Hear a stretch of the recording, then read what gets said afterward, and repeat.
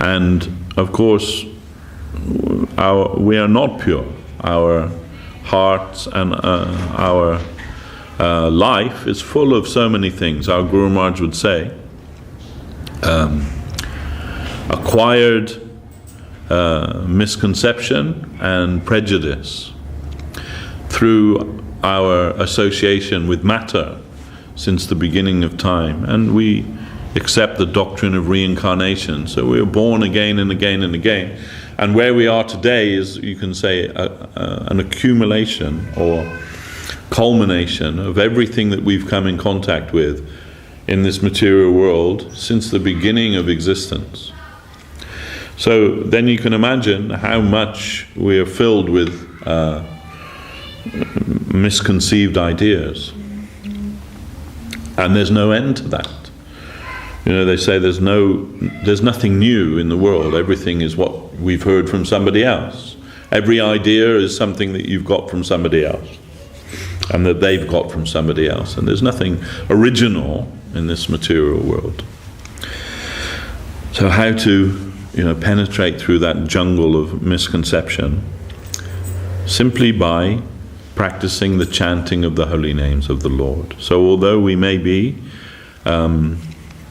impure and lacking in our capacity to commune with the Lord, simply by the power of His holy name, by the constant chanting of His holy name, our consciousness becomes cleaned, and we are able to begin to perceive our spiritual identity. Lord Chaitanya Mahaprabhu, who is the incarnation of Krishna, who appeared 500 years ago in West Bengal, India, Navadvip, as Maharaj was speaking about that place. Jai Guru Maharaj. Then he taught us the chanting of this holy name, and he left with us 8 prayers which he composed himself. And the first one begins Cheto Darpana Marjanam. That means by the chanting of the holy name of the Lord, one's consciousness becomes cleaned.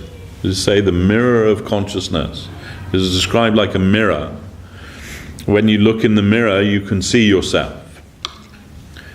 But if the mirror is covered with dirt, thick layer of dirt, you won't be able to see yourself clearly. So the first thing that's necessary to perceive your image in the mirror will be to clean the mirror.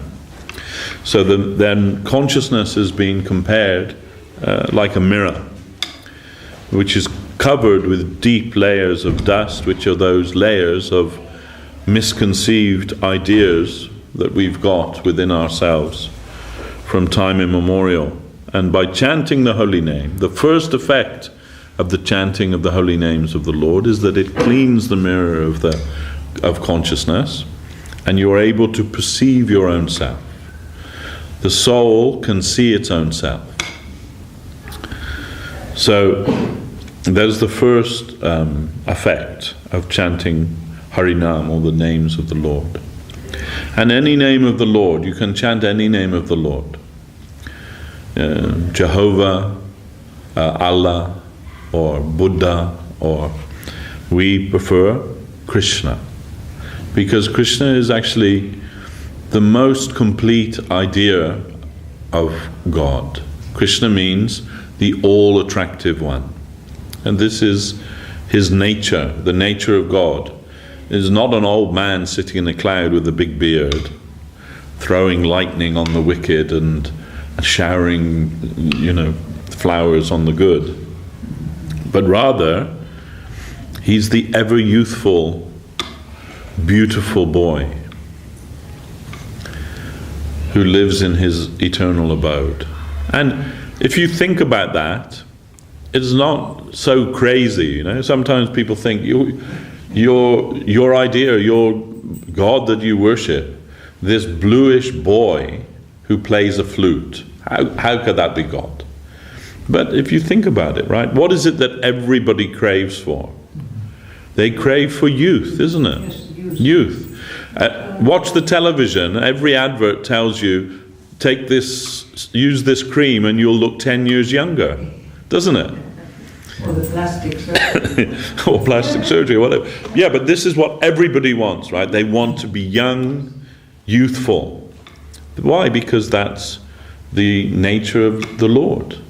In the Bible it says that God made man in his own image. So he's not an old man. Sometimes he's portrayed like that, right? For us to understand that he's the oldest of all, which he is, of course. Because he's the origin of all, he's the oldest of all. But it doesn't mean that he's a decrepit old man, doddering around. And if you were God, what would you be, an old man? Or would you be the most beautiful, attractive young man? If I were God. Yeah, maybe that's too much of a question for most of us. But that's his nature. He's beautiful and youthful eternally and all attractive. Whatever it is that you find attractive in another, you'll find that in its perfect form in him. And also he is not by himself alone. He is surrounded with his associates. And he is not just male, but also female. So as the male, he is Krishna, the supreme male. And as the supreme feminine, he is Radha. So we do not just worship Krishna, we worship Radha and Krishna, the divine couple. And when we chant the names of Krishna, that name, the power of the name of Krishna, will purify us so that first of all we can perceive our own self, and ultimately we can perceive him, and we can be in direct communion with him through the chanting of his holy name. And all of the, you can say, the secrets of his existence, they become revealed to the sincere chanter of the holy name. If nothing else, the chanting of the holy name of Krishna brings us supreme peace and satisfaction, and fulfills all of our hankering in this material world. Of course, everybody is searching after happiness. That is common in everyone, in every walk of life, in every country, in every race, in every creed, in everything. We have that thing in common, that we are all searching after happiness. But happiness actually is a person, and that is Krishna. He is happiness personified. So when we have connection with him, really we come in connection with true and everlasting happiness. It doesn't mean that nothing bad will ever happen to you in your life or something like that. That is normal, we know that. Krishna says that in Bhagavad Gita. Matra sparshas tukunteya shitosha sukatuka agama paino nityas tam titikshasha bharata. That happiness and distress, that's coming to you just like the winter or the summer seasons. They come. You don't have to do anything to make the winter come, especially in England, perpetual. And also you don't have to do anything to bring summer either. They come. So, sometimes we think, can't wait for it to be summer. But then there are also people who no, I prefer winter. I like the snow, and I know we don't have so much snow anymore, but I like that, the coldness in the house and be warm and, so. But what does Krishna say? He says happiness and distress, so they're like winter and summer. They're coming whether you want them to or not. And we know that to be a fact, right? Everybody does their best to avoid unhappiness. But you can be going along merrily and then something happens, like some tragedy comes in your life. And pretty much nobody can say they've never had any tragedy in their life. It's coming sooner or later, one way or another, something. Nothing you can do to prevent that. So we don't pray to God, oh please make everything great and wonderful for me, but rather by our devotion and meditation on the Lord, we learn how to deal with those situations in the proper way. So that is more important. So it's not actually at any particular event which will cause you to be happy or which will cause you to be distressed, but it's how you react to that event, isn't it? So we learn the proper way to react to everything that comes to us.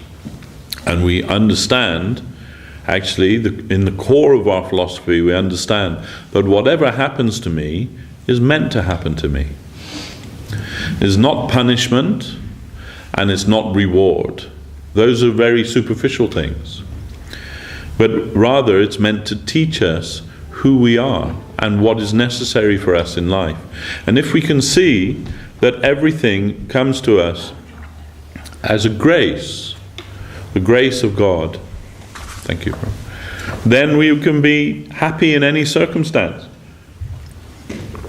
And if we know that the Lord has not even a small trace of vindictiveness in his nature, not even an iota, that he is all love, then everything that happens to us, everything that comes in front of us, is for our benefit. And if we can see that, then we can progress in life. Of course, it's difficult. When you're in the midst of something, it's difficult to see that.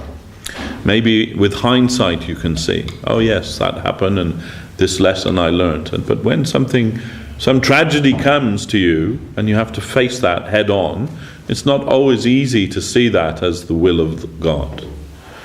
But as much as possible, we should try to understand, have faith that behind every event in our life, the gracious hand of the Lord is there and the smiling face of the Lord is behind that. It is meant for our purification and meant for us to learn and to progress in life.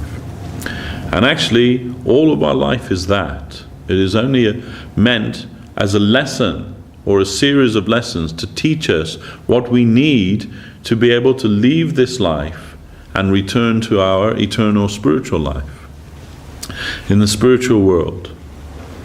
So that also is necessary for us to understand that this world is not our home. We're foreigners here. We're just visiting, you can say. And just like when you're visiting, like if you go on holiday to a foreign country or something, and you have to stay in a hotel, perhaps.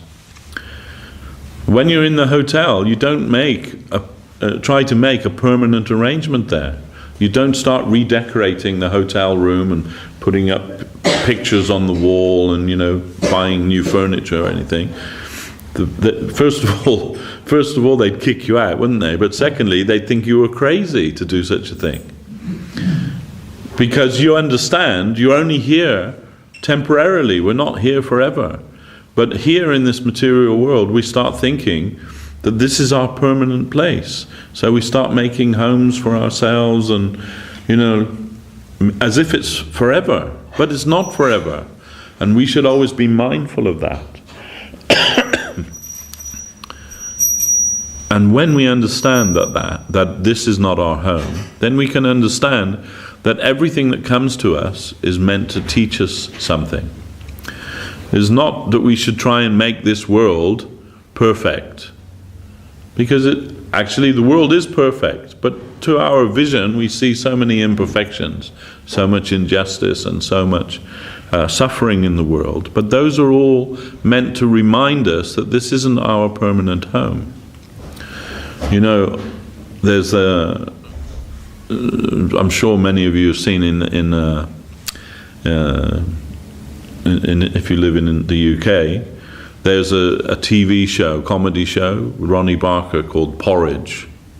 I'm sure a lot of you have seen it, right? He's in prison. Yeah, he's in prison. He's Fletcher. He's in the prison. Ronnie Barker still alive? No, he's not anymore. Oh, okay. Passed away a few years ago. But anyway, it was a very funny comedy show. But in that show, there's a, like Mr. Big in the prison, he's called Grouty, right? And everything goes through it. If you want to do anything in the prison, you have to go through him, you know. And he says if you can have this or have that, or, you know. And he's got a special cell, different to everybody else. His cell's got a nice carpet in it, and he's got a television that he watches. He's even got a little bird in a cage that he keeps, like a little parrot or something, and like a small little entourage of thugs that he keeps around him to be his enforcer. And even the prison guards are afraid of him, right? Grouty. So he thinks he's got everything sorted out, but the truth is he's still a prisoner, right? Although he's got a carpet and a bird and a television and everything, he's still a prisoner. He still can't go out anywhere. He's not free. So, you know, my point is that we're living in this material world. We're like prisoners here. We're not free. And we can make as nice an arrangement as we can for ourselves, and certainly we do that. But we should understand that we're not free. We're still prisoners. And what to do when you're in the prison, more than trying to make some nice arrangement for yourself, is to try to get out early on good behavior, isn't it? So this is a better program than carpeting your cell. Try to get the favor of the prison warden and try to do some good. And when you're recognized as being, like an exemplary prisoner of good character, reformed character, right? That's the idea when you go to prison, is to become reformed so that you can re-enter society and you're not going to cause any harm to yourself or to other members of society. So similarly, when we understand that this material world is like the prison house, then that it's not our permanent home, then we should try our very best to get early release by behaving properly. And that advice is given to us in the scripture, how to behave in such a way that we can finish our term here as quickly as possible. So that is most important, is association. Our Guru Maharaj used to say, birds of a feather flock together. And we see that in life, right? If you're interested in, I don't know, model trains or something, right? A model train enthusiast, then you find other people who live locally who are also into that, right? Every Friday they meet at the community centre and they talk about trains, and they all get together and do that, right? So anything you're interested in, if you want to learn to be a good cook, you find, like at the college where they're teaching cookery classes or whatever, and you mix with people. And or whatever it might be, right? So birds of a feather flock together. What are your interests? So those who are interested in spiritual life, they'll seek out the association of others who are also interested in spiritual life. And this way, we are able to encourage each other and help each other, and together we can progress in our spiritual life. Because they say, however long a journey is, when you're in good company, that journey becomes very short, isn't it?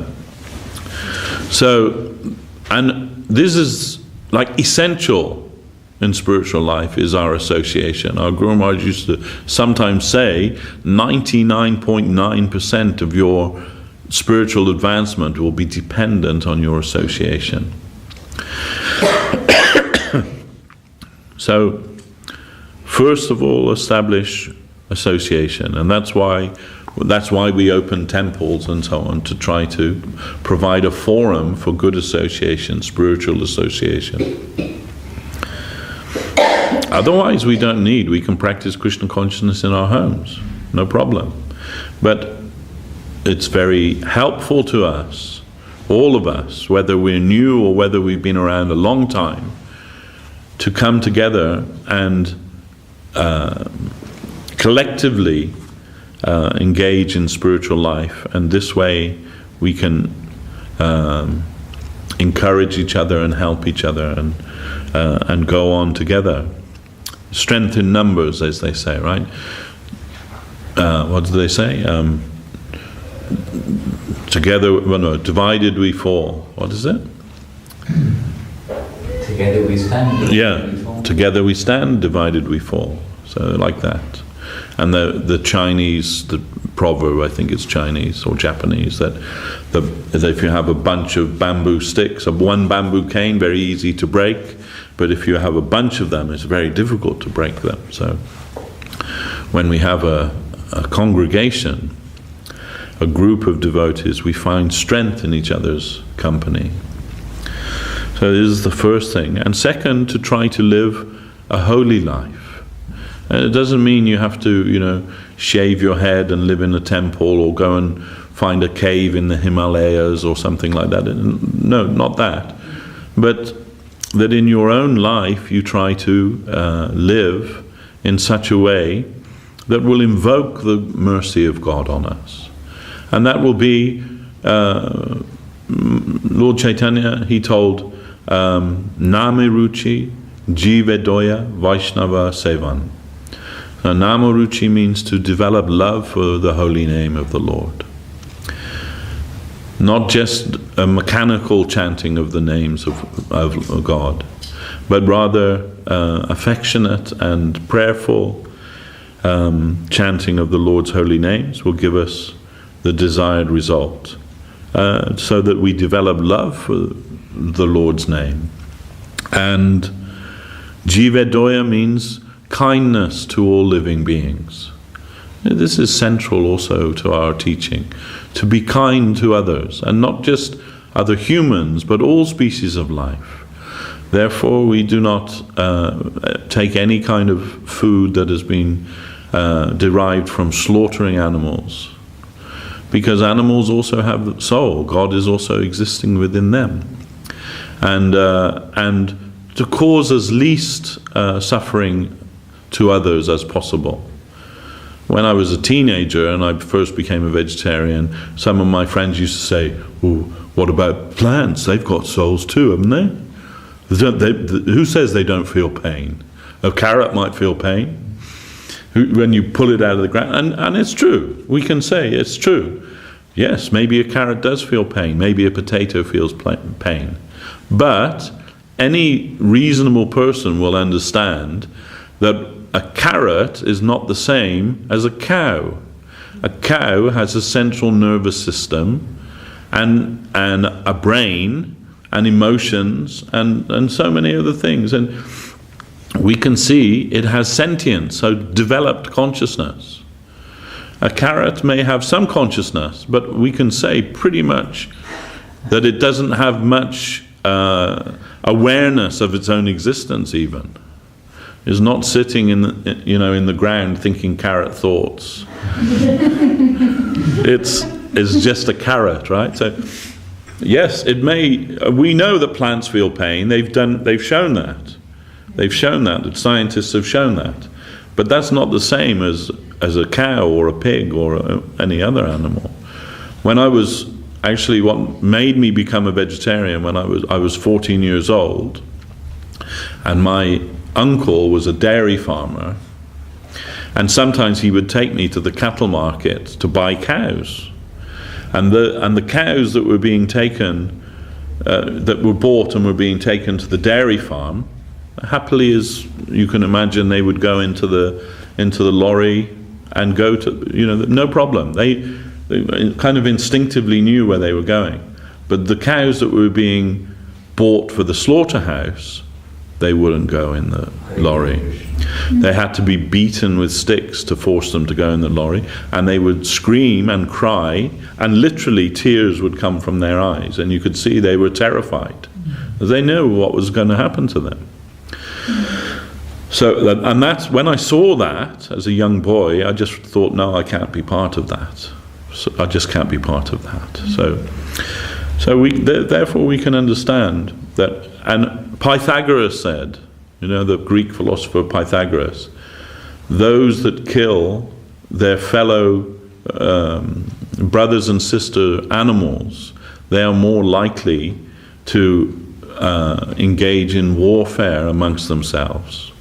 Because what happens is, it makes your heart hard. When you become indifferent to the suffering of animals, then you can also very easily become indifferent to the suffering of human beings too. Anyway, not to put too much of a fine point on that, but we practice ahimsa, non-violence, and it is central.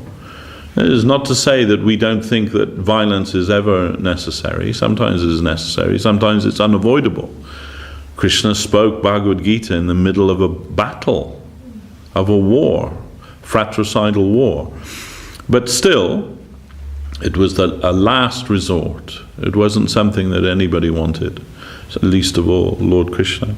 But still, in our day-to-day life, we shall try to practice non-violence. And non-violence must extend to other sentient living beings. And even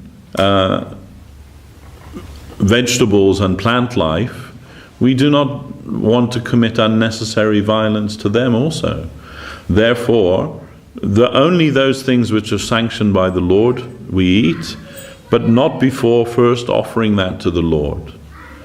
Because then it becomes prasadam, becomes His grace, blessed food by Him, and therefore we benefit spiritually from taking that. That is, these are small but central points to our philosophy. So namaruchi, jivedoya, love for the holy name, kindness to all living beings, and Vaishnava Sevan. Vaishnava Sevan means to serve the devotees of God. Because Krishna says to Uddhava, who says they're my devotee, I don't necessarily accept them to be so. But who is the devotee of my devotee? Then I accept them really as my devotee. And this is how Krishna likes to reveal Himself to the world through His devotee. And devotee is very near to us, because Krishna is very far away from us, you can say, from the point of view of our consciousness. Although He is residing within our own heart, we cannot perceive Him so easily. But the devotee of the Lord, the pure devotee of the Lord, we can interact with him like our brother or our father or our sister in this way, as one human being to another. He appears in the form of a human being to give us guidance. This is known as the Mahanta Guru. So, and he is a transparent via medium to God. So sometimes people say, oh, if God is in my heart and I have some relationship with God, I don't need anyone in between there. But it's not like somebody interfering with my relationship with the Lord. But it's not like that. Actually, it's the opposite of that. Our Guru Maharaj used to call it the telescopic system. It's just like if you want to see another planet that's very far away, you have to look through a telescope. And the greater the telescope will have many lenses. And those lenses, they all bring that, what it is you're trying to see, into focus and bring it close to you. So similarly, the devotee of the Lord, he is not opaque, but he is transparent, and he is giving us greater focus on the Lord. We do not know what is necessary for us. We do not know how to connect with the Lord, but through his agent, his devotees, we are able to get the idea and able to understand what is necessary for us to connect with the Lord. The transparent via medium to the Lord, Krishna's devotee. And that is, so many people will say they are devotee of Krishna, but we are to be a little careful and a little, you can say, judicious when we hear that claim. And we are to try to seek out a devotee, a real devotee of the Lord. And that is through sincere prayer and sincerity, we will not be led astray. So that, our Guru Maharaj used to say, that voice that you hear within you, that chimes within you, like when we read the scripture, or when we came in connection with the devotees of the Lord, the philosophy of Krishna consciousness, something within us chimed with that. Yes, I recognize that as being true. So that's, you can say, the Lord in the heart. And that voice that will guide us will never lead us astray if we are sincere. And that will bring us to the proper guide. If we are sincere, Guru Maharaj used to say, if I'm not in the market to be cheated, then nobody can cheat me. So, to yourself be true. This is the first principle. To be true to yourself and to be sincere. And if you're sincere in your attempt to reach the Lord, He will make all the arrangements to guide you in the right direction. It's not that you'll be led down the garden path and stabbed in the back, but rather by taking, you can say, a leap of faith into the infinite will come to assist you in your journey, in your spiritual journey. And that may not be the same for everyone. According to your inner necessity, you will be attracted in a particular way, to a particular ideal.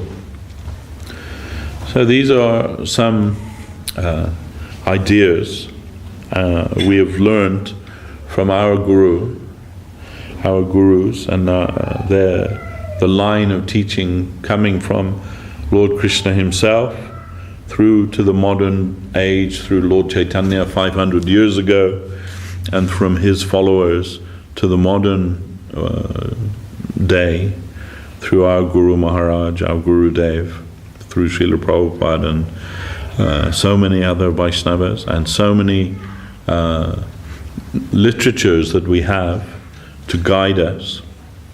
And we find this is very wonderful and actually exciting prospect in our life.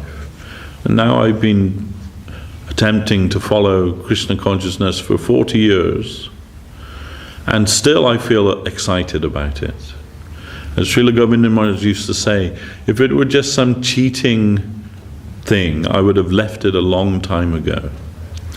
He would say, maybe I cannot do any good for you, but at least I won't do anything bad for you. So then this is how we feel. If there were anything cheating about Krishna consciousness, we would have left it a long time ago. How is it possible that for 40 years you can chant the same mantra and you can sing the same songs and read the same books and still be excited about that? Because there's something substantial there, something real there. Sometimes in the 70s they used to say, when the Hare Krishna movement first started in America, they used to say, you can just chant Coca-Cola, Coca-Cola, you'll get the same result. But try and chant Coca-Cola for 40 years and see how far you get. You'll become mad. After 40 minutes you'll become mad. Permission to skip your instructions. So, finally, all we can say is the proof of the pudding is in the eating. I can show you a very nice cake and tell you how wonderful that cake is going to taste, but unless and until you take a slice and try it yourself, you're never going to know, are you? So try it. And we're still trying it, and we still find it very sweet. So anyway, these are my few words. And everyone came today to hear from Madhusudan Maharaj. So please, Maharaj, now I've done my duty, you can say something also. You sang a song and you described the song. These are our deities in Navadip. This is our. This is Gauranga, Radha, Krishna.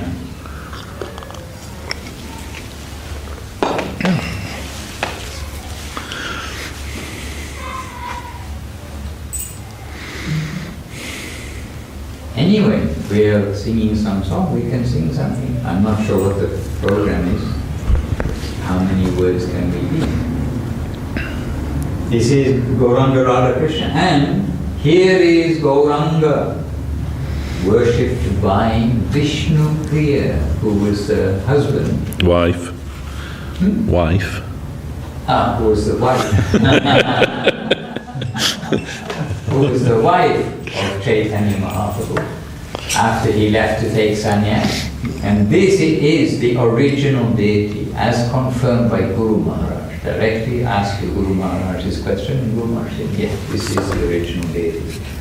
And so we can really understand, or we can really feel whatever we can understand. I do not know, feel something. It must be very special in the deity which is worshipped by the wife of Chaitanya Mahaprabhu in separation from him. This deity is in Navadip.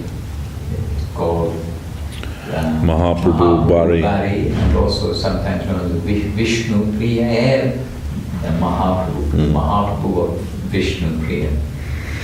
This is it. That means that deity has been worshipped for more than 500 years. Yes. And we heard from Guru Maharaj that after Mahaprabhu took sannyas and Vishnu Priya had the deity made, maybe 3 or 4 the Murtiwala bought and she rejected, no. But when this deity came, when she saw him, she covered her head with her sari, indicating it was him. Yeah. Directly it was him. That's amazing. And talking about the pilgrimage to the Himalaya, and Prabhu was saying about not necessary to go to the caves of the Himalaya. There are caves here with sadhus in them. You see? There are caves, this is in the Himalaya, with sadhus inside. This process, this journey is not a very happy journey. This journey of dry negation, not this, not this, not this. And it is actually practically impossible for anybody to do in a proper way without the mind wandering. As Gurudev said about us, I mean, he's talking to the devotees. He said, in this age, it is not possible to go to the forest, to go to the caves.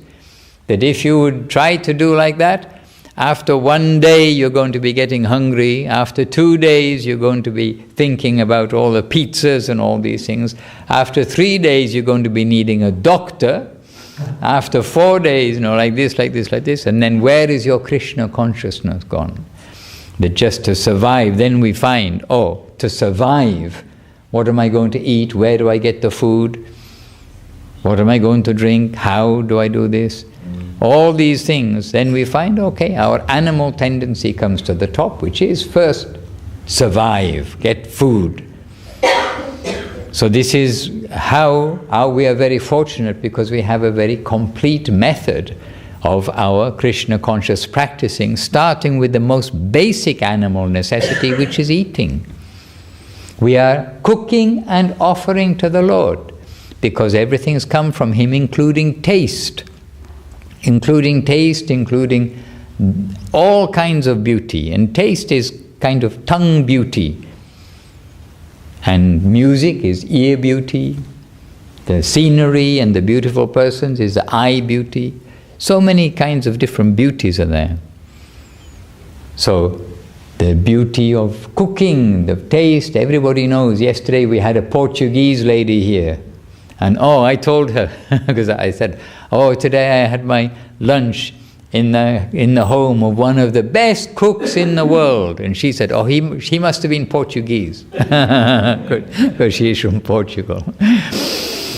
But you see, we can cook for Krishna. We can use all these things which we do every day, but which are skills of how to cook, how to make the taste come out very nicely with this and this. Infinite variety of cooking, just as it's infinite variety of painting, infinite variety of music, as we find. Still, they've got pop songs. After 60 years of hearing pop songs, still we are hearing pop songs, coming with new ones. You think they'd have run out of musical variation, but no, not at all. So anyway, this was also on the Himalayan trip. There's more of a close-up, and you can understand people are there. You can see the evidence of human life. Don't ask me how they get in and how they get out, but there they are. They are there.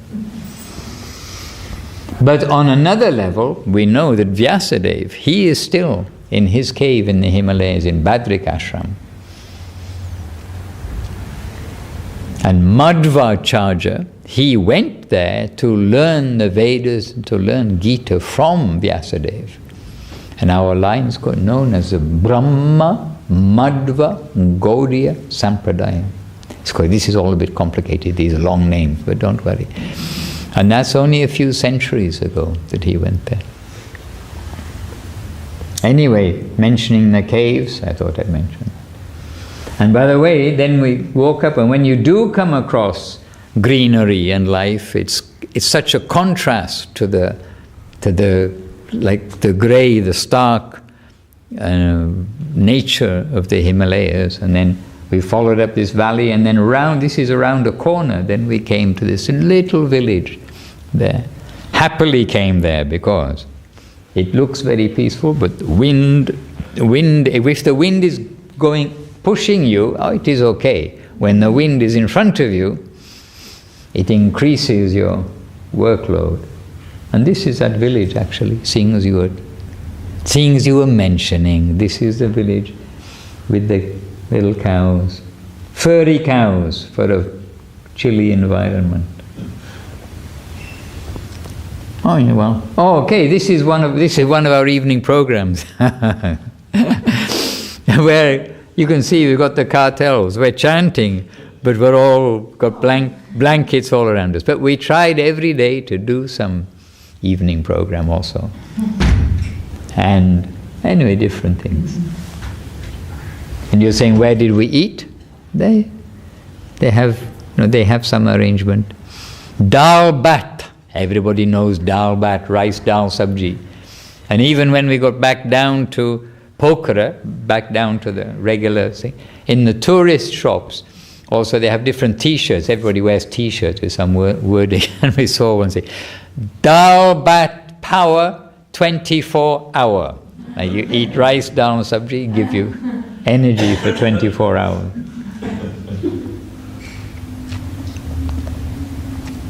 Anyway, then up into the Himalaya.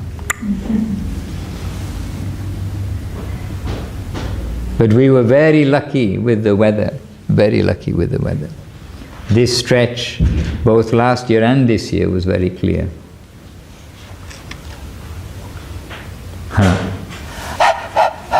It's hard work. How high did you go, Maharaj? The highest point was 4,150 meters, something like that. Which in inches, I don't know. Or feet, you're using feet. 4,000 means it's 14,000 feet, something like that. What was it like to breathe, Maharaj? Oh, you notice it's very thin air, but we walked all the way up, so it gives you some training. Does it make the journey more exhausting because of the breathing? You use your full energy, because not only breathing, you might have noticed it goes uphill. The Himalayas, it goes uphill. The gradient has others.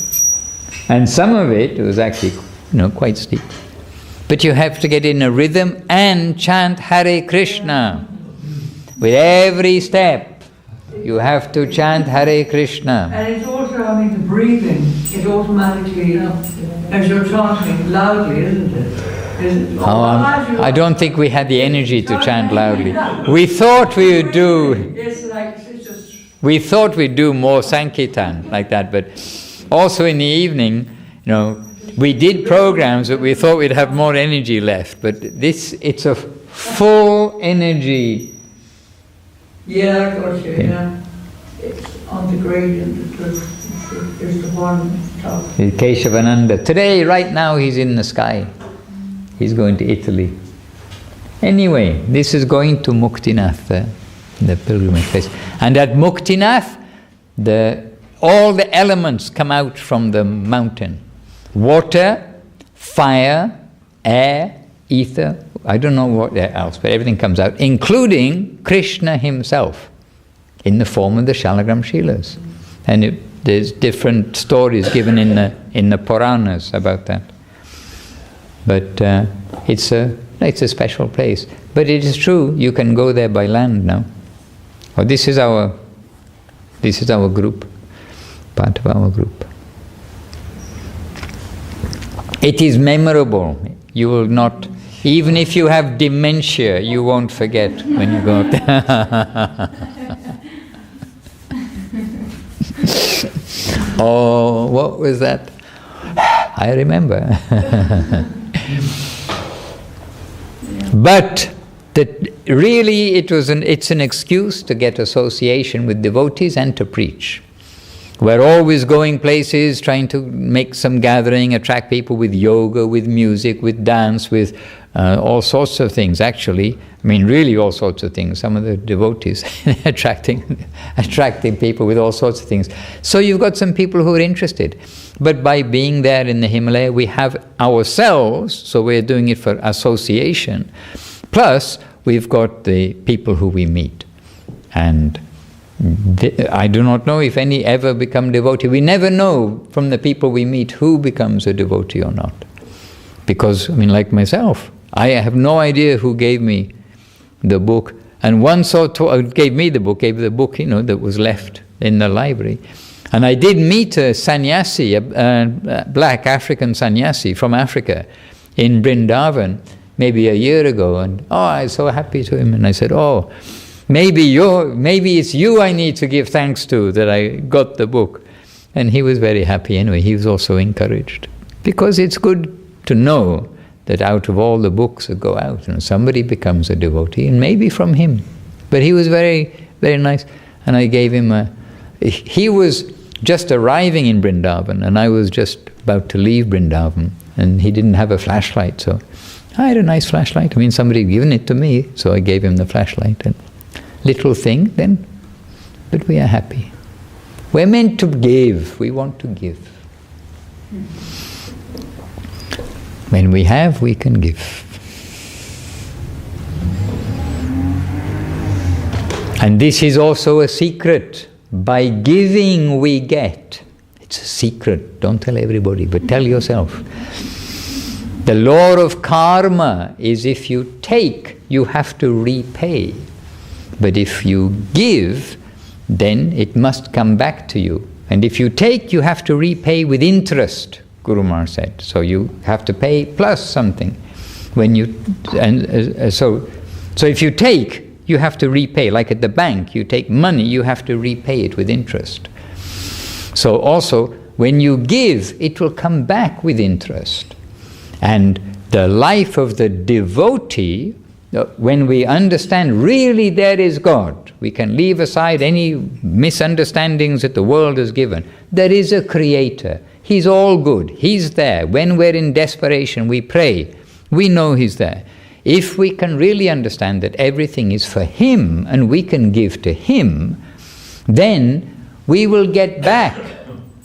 It is kind of law, if you like. But the devotee, whatever comes to them, they are using for the Lord. So it is a dynamo, and it's a dynamo which is spiritual, not material. In the material world, if you do that, then you are giving, and then, you're giving, getting something and giving in the material world. And that's going to give you some good future for a future birth, as Prabhu said. We're alive today, we're alive tomorrow, but we're alive in 100 years' time too. So that's materially, like some material transaction. But when it comes to the Krishna conception, then when we give to the Lord, then whatever comes, we give again, and it is all going into a spiritual bank account called Sukriti. So this is all centered around, in this age, giving our time, giving our attention to chanting the name of the Lord. And it's not a coincidence that it is mentioned in every proper religion, not that there are so many fake things that go on, but all the great reformers that we know of, all they give emphasis to the holy name, because it's what's called the Yuga Dharma. But I know, like Prabhu said, when we were young we heard, oh, hallowed be thy name. But I don't think many of us knew any name of God. But in that yellow book, then we've got a song with 120 names of Krishna. We have another song with a different 100 names of Mahaprabhu. You know, we're not short of names when we come to see the scripture. And then these names of Hare, Krishna and Rama, they're all affectionate, loving names of the Lord, our affectionate guardian, etc. So this is what we are doing. But what is the program? We want to sing something. I don't know what the program is.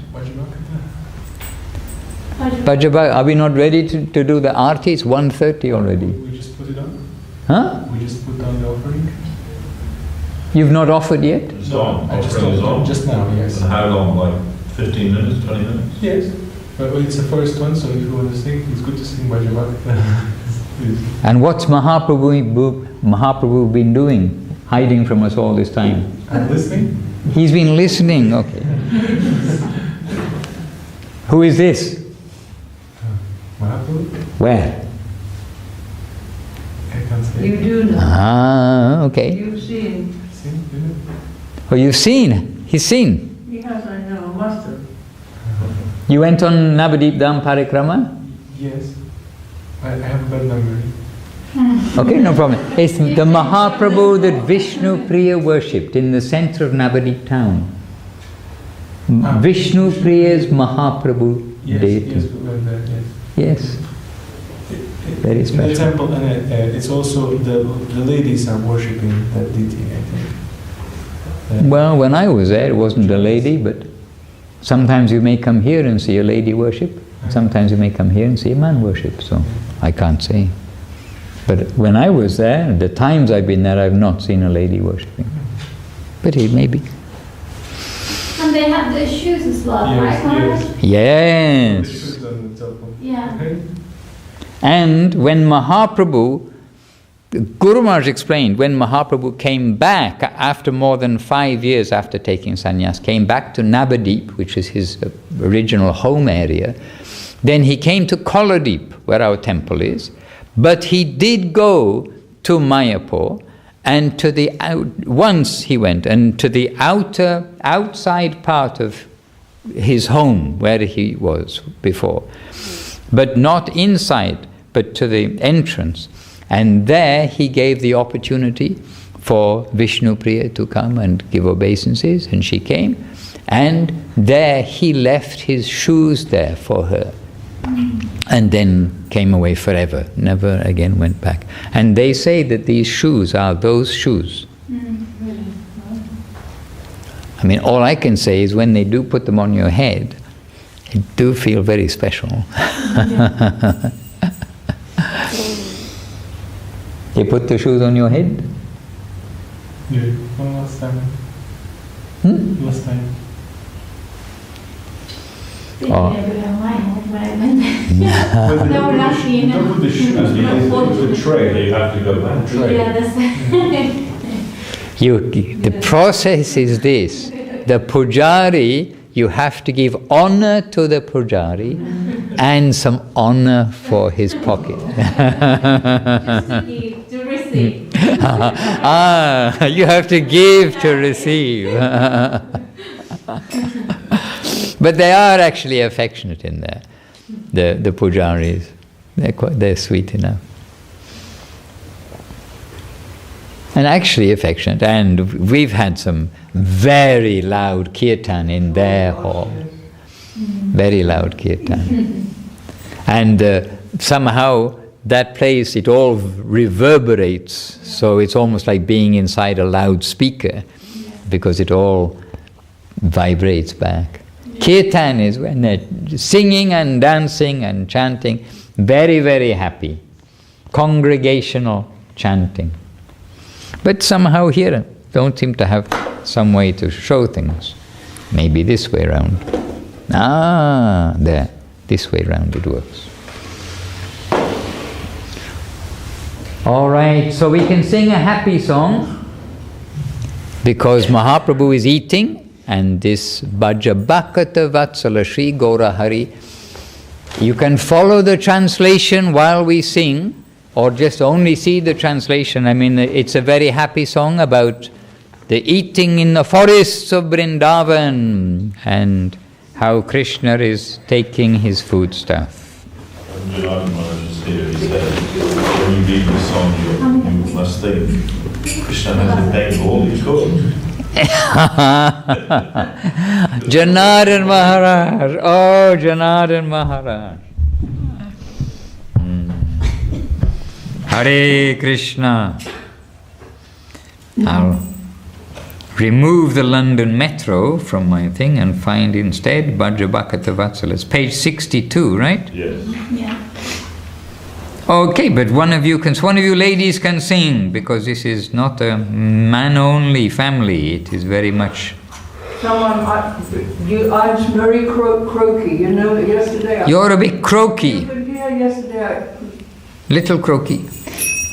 I thought you were a little horse, not a little frog. Nay. Nay. Oh, very good.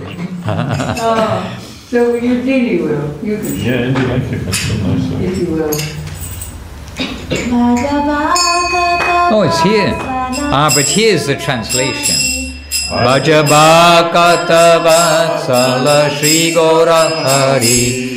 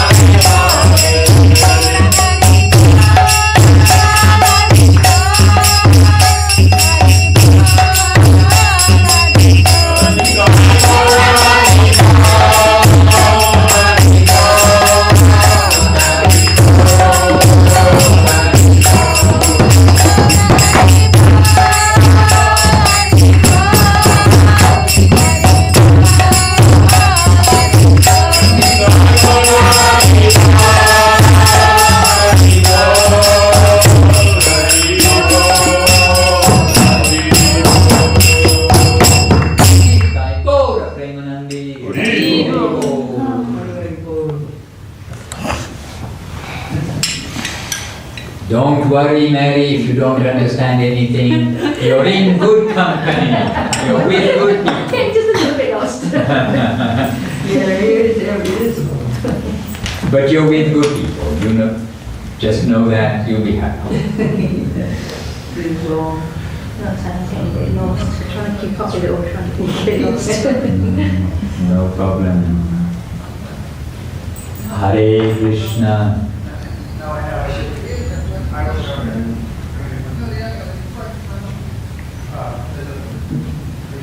And before all this that we are doing and the knowledge that we are reading about from the books, the Sanskrit, etc., it was basically only known in India up until about 50 years ago.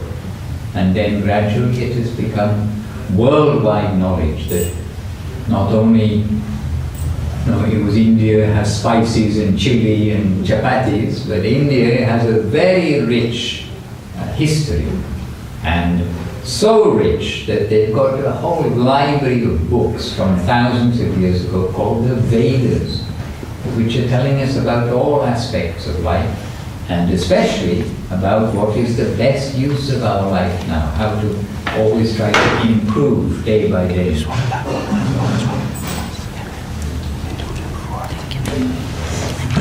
Govinda. And now all over the world, not only here, but all over the world, so many people like us here, coming together and sharing what we know, the little we know, but the substantial part we know from our gurus about the content of the message of the Vedas.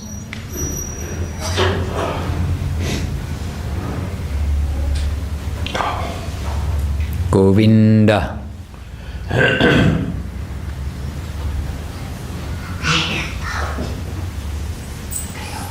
Indulekha, give some practical advice. Do the best for Mary. Tell her something which is going to do very good for her. Because you don't know how many times you'll see her again. So now you need to transmit something good.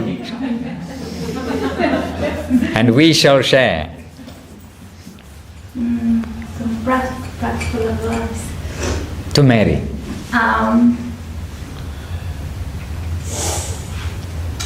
The more you come and have association with the devotees, you will understand everything a little bit more as well. And everything becomes more clear to you. Things like chanting the song, things like why are we chanting in a different language? Why are we chanting about these things? Why are we worshipping a deity? Why? There are so many questions that will come to your mind, but we can spend all day telling you the answers of all these things, and sometimes you might not understand anything at the end of the day after listening to all these. But just by if you're a part of you is a little bit interested in looking for something else, a part of you knows that this can be it, like for more satisfaction you can experience in your lifetime, there is a part of you that is never fully satisfied, and you're looking for something else, you're in the right place. And that's what it brings you. That's what it brings me, or at least especially in the beginning. And I was definitely looking for something else. And when I met the devotees, in the beginning I didn't understand anything, and everybody dressed with saris and painting the face, and it was kind of like, what is this? Look, you've got painted face. Turn around, show. And music, but because when I left the temple, I felt like there was something special there, something that I never found anywhere else. So it made me come back. As I came back the next time, for me wasn't so foreign, wasn't so strange. Everything I'd seen it before, so I was more able to take everything in. So the second time I went to the temple, I was fascinated by the prasadam, which is the food that we offer to the Lord, which is a vegetarian meal that you were gonna try. And the prasadam is amazing, and the devotees are very kind people. Like, you don't find many kind people everywhere. You come to the temple and there's so many different people from different backgrounds, different countries, different languages. But the most beautiful thing to come to a temple is, as Devashis Prabhu was saying, it's a community place where everybody is seeking for the same thing. And because you obviously came here because you are seeking for that too, you will find answers as much as you have association with people that are interesting to find the same answers that you're looking for. So my advice to you will be come more often, and slowly you won't be able to leave. slowly you will be 40 years ahead, and you will say, I'm still here having taste for Krishna consciousness. Thank you. Jai. Very nice. Yeah. Now what's going on? Prabhu, I don't know. I mean, I would say it's very late. It's my thought. But Almost there. This is the... time is different in London now than when I used to be in London. Is this coming up to noon? Is it? 2 o'clock. For lunch. This was the... This is the second line of the song. What's the second line of the song? Shigora Della Hollo Damadala I. Madhusudan calls to Krishna, my dear Damodar, it is very late. Sit down and take your lunch. Now we need to call Dear Ramananda Prabhu.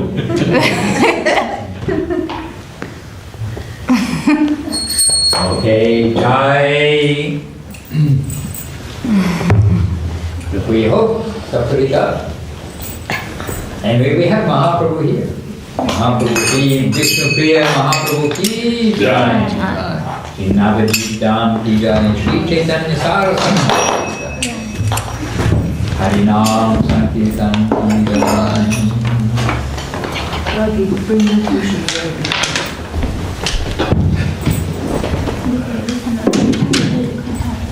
Hare Krishna, Hare Krishna. I show you. Krishna Krishna, Hare Hare Rama, Hare Rama,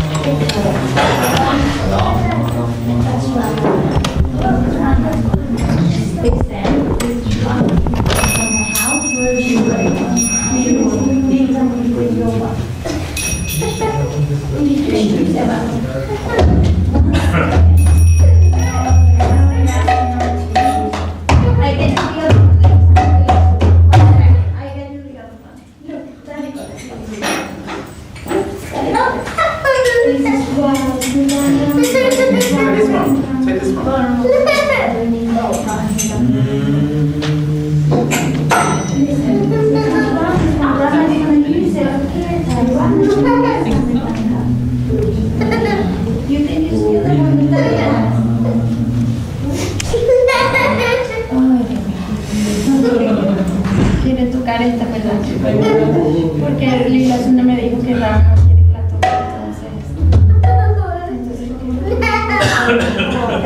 That one.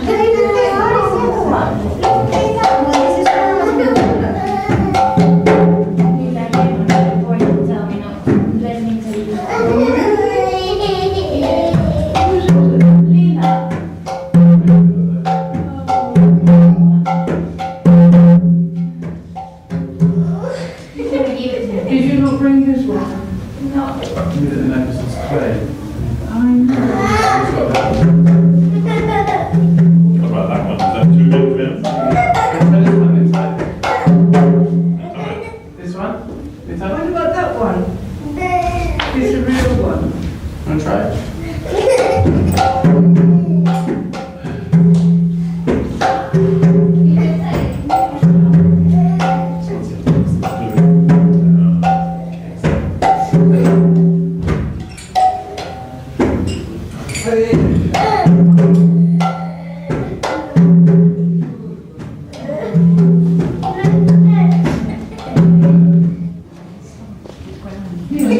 Bhakti